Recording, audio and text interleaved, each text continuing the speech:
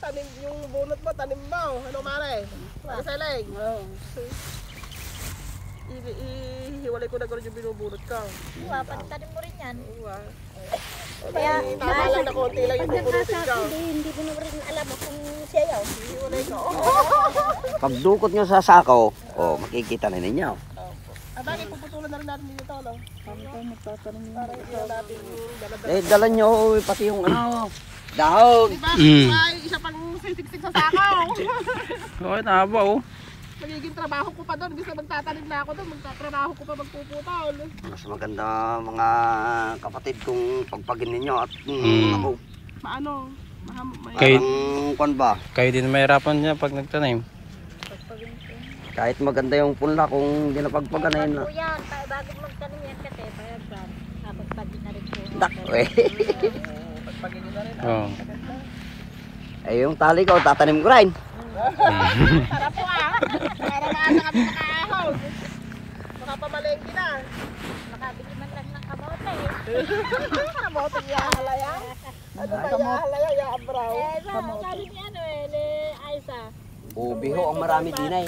Ube. Mamarites. Ubi ang hinahalaya Hindi ka dito. ba kabibili? Ano ba? Ubi. Ube. Hindi ka ba bibili ng baboy Aiza? Yan, dami pa ng ubi dyan sa kubo. Ay, may ube. Ay, may ube daw sila. Diyan may ube. Puti yun.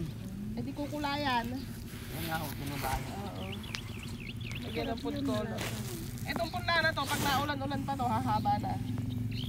Ano po? Ayun, paano? Bayan, basta may kabryo. Ayun lang, ibig sabihin, paano na yung mga ano, masyado na siyang mahabang sa... Luluhod po yan. Ayun, ganun nga po. Hindi yung maging spaghetti ka ako Yung hahaba na yung mga puno yung ano. Ano na ano ka, ano Quality. GM Plus Soil Conditioner Pulyar. Pwedeng spray kahit na ulanan ang inyong tanim. Ayan.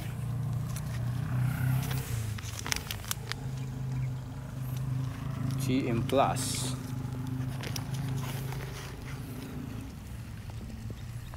Nice. 32 days.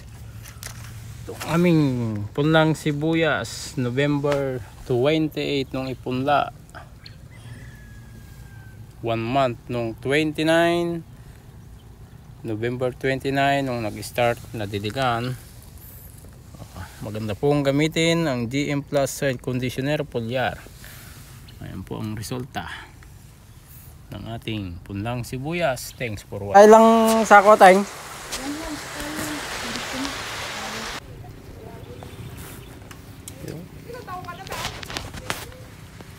Ang kwan madam ng Red Horse, lilinaw ang mata.